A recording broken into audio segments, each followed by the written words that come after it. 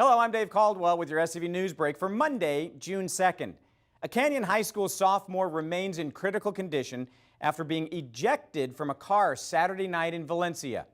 15-year-old Kelly Watson underwent emergency brain surgery at Henry Mayo Newhall Memorial Hospital following the crash.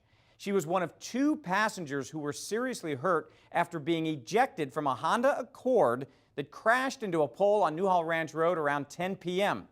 Some of the passengers were reportedly not wearing their seatbelts. 3 of the 5 girls involved in the crash are home resting, while one was expected to be released from Holy Cross Hospital on Monday. The cause of the crash is still under investigation. Local polls will be open for the primary election on Tuesday, and the results will give us our top 2 ballot choices for November.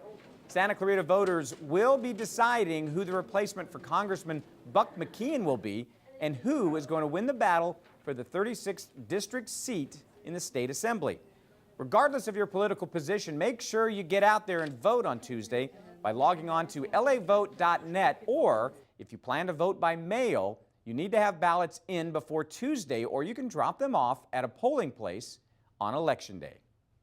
The Los Angeles County Public Health Department teamed up with the Santa Clarita Sheriff Station to conduct a series of inspections on street food vendors last week to ensure compliance with the state's health and safety codes. 12 citations were given, according to health officials, after deputies inspected carts, trucks, and other mobile food retailers for violations.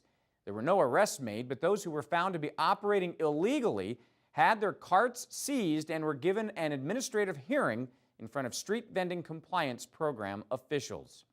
If you drove by the mall Sunday night, you may have noticed a lot of police hanging around, but don't worry, it was all a drill. The emergency response training drill had local deputies training for several hours, going through several rescue and evacuation scenarios. Volunteers also played a part by acting as victims. The drill also involved a helicopter unit from the Aero Bureau, deputies from Palmdale and Lancaster, and a bomb squad who had the task of rendering a possible explosive device safely. There's about 200 people involved in this. This training is really important for us in that it gets us ready for, sadly, what happens from time to time in society today. And so we get the sheriff's deputies and firefighters who are the regularly assigned people that work this community, and we put them through these exercises and drills so that they're as ready as possible. A local playhouse has suspended one of their productions after an actor was fired during a performance on Saturday. The Repertory East Playhouse in Newhall has decided to close down their production of Cat on a Hot Tin Roof because multiple cast members have left the show. Actor John Lacey was fired after jumping off the stage and physically confronting an audience member who was allegedly making anti-gay slurs at the cast.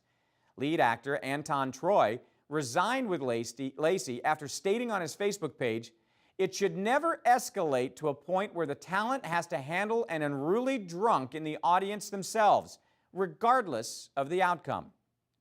The rep also sent out a press release stating, "We are extremely sorry that our patrons experienced this disruption and will do our best to make it up to those holding reservations for canceled performances."